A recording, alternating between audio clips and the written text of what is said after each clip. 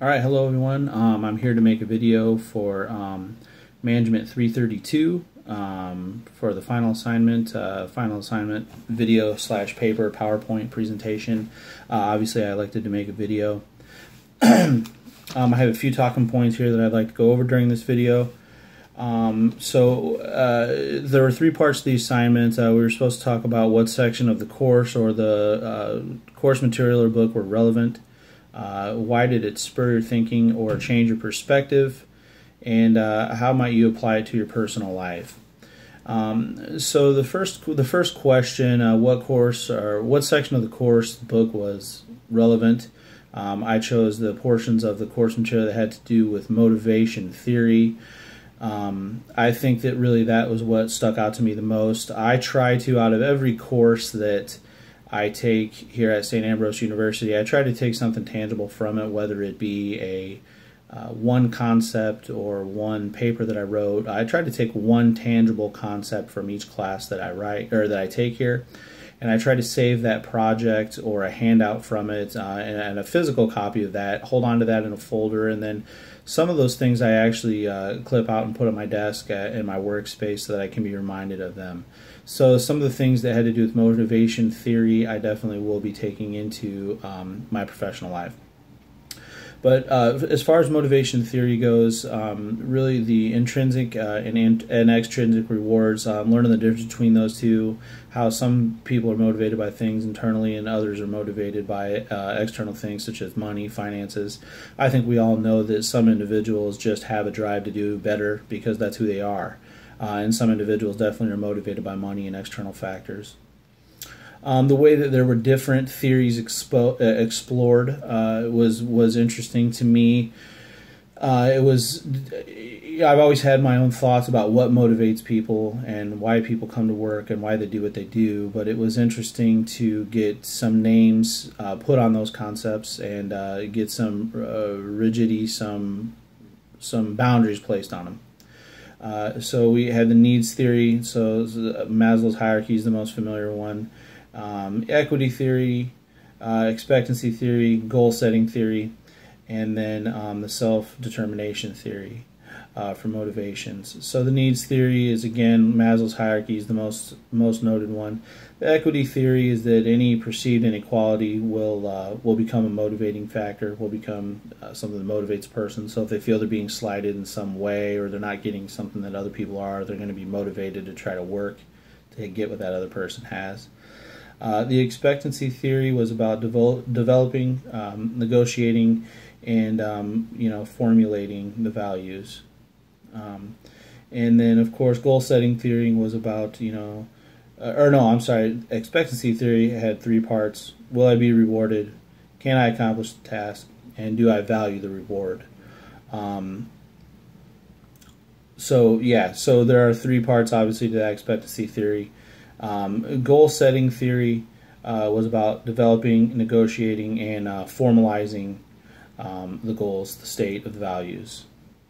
Then the fifth one was the self-determination theory. This is the one that I got the most out of, that I like the most, that I agree with the most. The quality of motivation is more important than the quantity of motivation. I thought that the speaker really tried to hit that point home. What this boils down to me, and the way that I've always said this, the way I've always thought of it, is that it's easier to help people comply than to try to force them to comply. And I think that's really what the self-determination theory boils down to. There's controlled motivation and autonomous motivation, according to the video. And controlled motivation is really forcing someone to comply. And again, I just don't feel like that's the best way to approach things. Again, autonomous motivation, if you can develop that and drive that within people, within your organization, within your workforce, you're really going to have a workforce that's going to come in and be the most productive. And that's when you can really make it easy to comply, or give people every opportunity they have to succeed rather than trying to force them to not fail. So it spurred my thinking really because I agreed with this concept. It really stuck out to me because I have felt many of these things. I've thought many of these things for a long time, many years of my life, but it was difficult. I'd never really formulated, organized, and synthesized my thoughts until I watched this video and kind of thought things through a little bit. So that's really why it spurred on my thinking. And how I'm going to use this in my professional life is that really just going back to what I opened self-determination theory with, helping people comply rather than forcing them to comply. I think I thought of a couple of different really specific, one really hyper-specific example of this. I worked in restaurant industry in the past, and I was a manager, and I would put all this labor and all this time into writing the schedule, the employee schedule, and then I would put the schedule out, and then inevitably some of the employees didn't like the schedule and they would want to switch it, and so they would come to me and say, can I switch this shift with this person for this shift? And I would get so angry and so frustrated, and I didn't want to allow them to do that because I just put all this work into writing the schedule. And then one of the more veteran managers pulled me to the side, and he kind of just softly explained and slowly explained and said, listen, what do you care as long as someone's here working?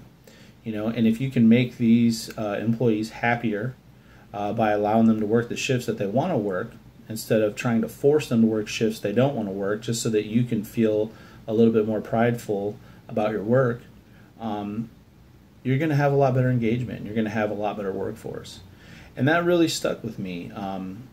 So that's a very specific example, I think, of self-determination theory and how it can work in modern-day business.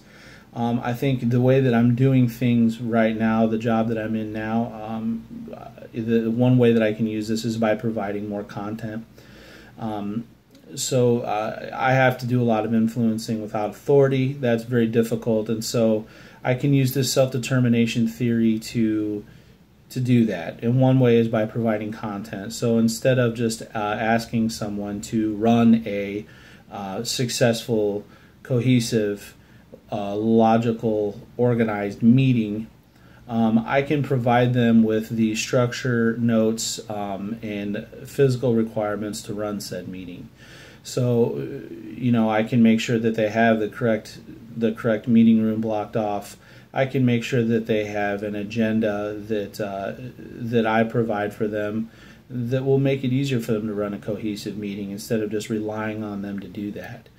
So, that's really to me the meat and potatoes of self-determination theory, and that's the one thing that I'm going to take back from Mgmt 332 and integrate it into my business life and my professional career. Again, like I said, even before this course, I tried to do that because I feel like that's something that's very useful to me, is to find one tangible, hard concept that I explored, learned, or was exposed to in a class, take that concept and really focus on integrating that into my professional career. And I've had a lot of luck doing that so far, so I plan to continue to do that in the future. It's in my video. Thank you.